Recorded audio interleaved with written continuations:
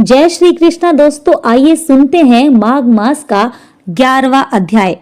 यमदूत कहने लगा कि हे वैश्य, मनुष्य को सदैव शालिग्राम की शिला में तथा व्रज या कटी गोमती चक्र में भगवान वासुदेव का पूजन करना चाहिए, क्योंकि सब पापों का नाश करने वाले, सब पुण्य को देने वाले तथा मुक्ति प्रदान करने वाले भगवान विष्णु का इसमें निवास होता है।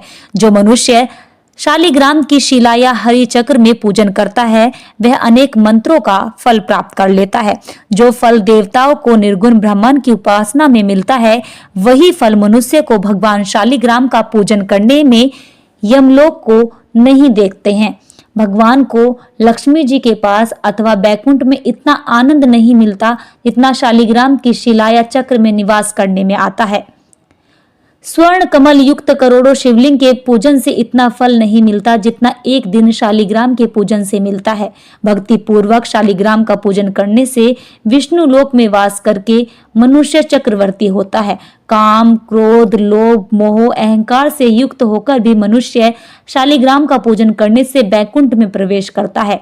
जो सदैव शालिग्राम का पूजन करते हैं वह प्रलय काल तक स्वर्ग में वास करते हैं। जो दीक्षा, नियम और मंत्रों से चक्र में बलि देता है वह निश्चय करके विष्णु लोक को प्राप्त होता है।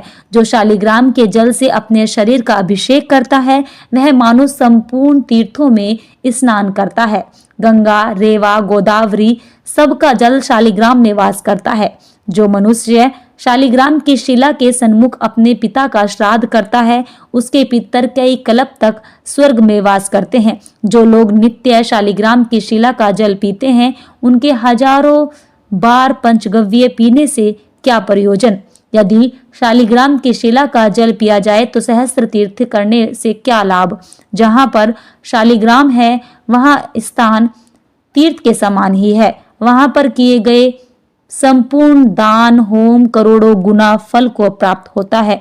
जो एक बूंद भी शालिग्राम का जल पीता है वह माता के स्तनों का दुग्धपान नहीं करता, अर्थात गर्भाशय में नहीं आता।